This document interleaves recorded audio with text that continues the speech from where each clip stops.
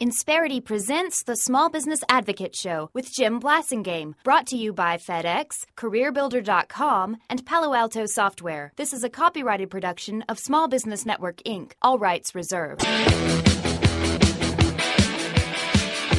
Jim Blasingame, he's the cyber king of small business. Search Google for small business expert, and he's tops on the list. I guess that makes you number one. He's number one on Google and number one in our hearts. Aww. He's Jim Blasingame, the small business advocate.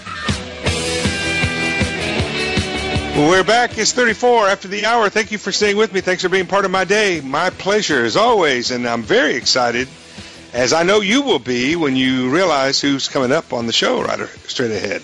Our good friend Giovanni Coratolo. Giovanni is Vice President of Small Business Policy at the U.S. Chamber of Commerce and works, I don't know anybody who works harder for small business than Giovanni Coratolo, and I'm very proud to say that he's our good friend, a longtime member of our Brain Trust, and he's brought some information with us that even though it might not be the kind of information that we'd like to have, the results is not as good as we'd like to have.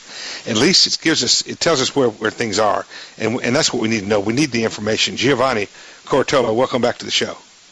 Thank you, Jim. It's great to be here, and I tell you, whatever you do, just don't kill the messenger on this report here. I know what you mean. Hey, Giovanni, again, congratulations on your third quarter study of Small Business Outlook survey, and thank you for doing this, even though the numbers aren't so great.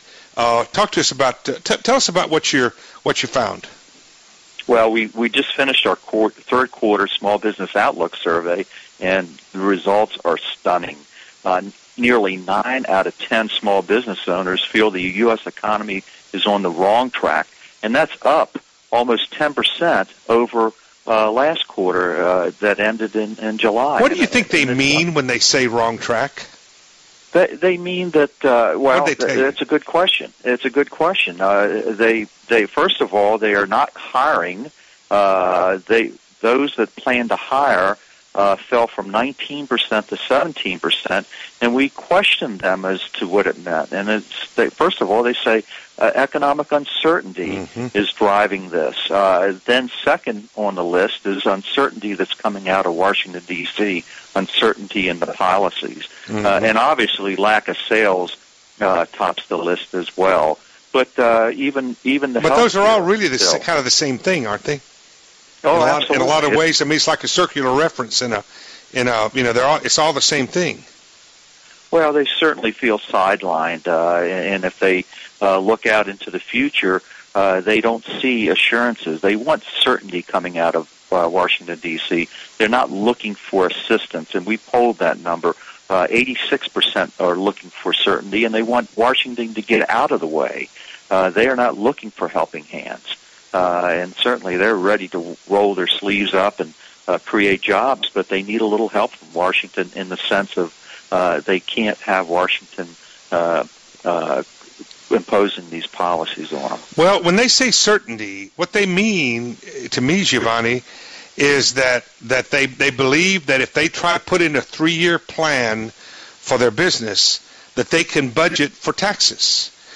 When they're working on a longer-term business plan, and they're trying to do the financial model on that, so they know how to price their products, who to buy from, what partners to bring in, what products to change to if they think they need to do that, or what kind of investment they need to make in marketing, infrastructure, etc. They need to be able to count on the tax structure. They need to be able to count on what it's going to cost them to employ people and to provide benefits for those people, and what they're going to pay those people. And if they feel that the government is not only can't make a decision, but the decisions that it looks like they're making are going to be detrimental to my business, that's to me that's the definition of uncertainty. Oh, absolutely. We're always going to have a certain amount of uncertainty, economic uncertainty, as we look into the future. But what they do is they wake up every morning and the rules are changed. You have a number of regulations coming out of Washington, D.C. that are just hamstringing them. It involves their access to capital. It involves their utility bills. It involves their labor issues. Yep. Every issue that they have to deal with, the rules are being changed. Plus, enforcement is going up. And you mentioned the number one area is taxes. Yep. How do I understand what the return of my investment is going to be when I don't even know what my tax structure is going to be? Mm-hmm. If you go to sell a piece of property or you go to sell a business or invest in a business, you want to know what your capital gains rate is going to be, because that's going to determine the return you get on that certain investment. And in no way do we know what that's going to be. Exactly. Giovanni, cost to capital. We've got to take a quick break. Give us the website, please. Tell us how we can find this report. It's on www.uschamber.com. Look under Small Business Nation. All right. uschamber.com. Click on Small Business Nation.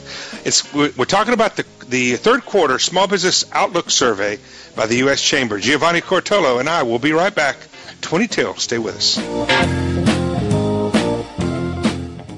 Insperity presents the Small Business Advocate Show with Jim Blasingame, brought to you by FedEx, CareerBuilder.com, and Palo Alto Software. This is a copyrighted production of Small Business Network, Inc., intended for the private use of our audience. Except as otherwise provided by copyright law, all other copying, redistribution, or publication without prior written consent is prohibited. All rights reserved. Prohibited. All rights reserved. Prohibited.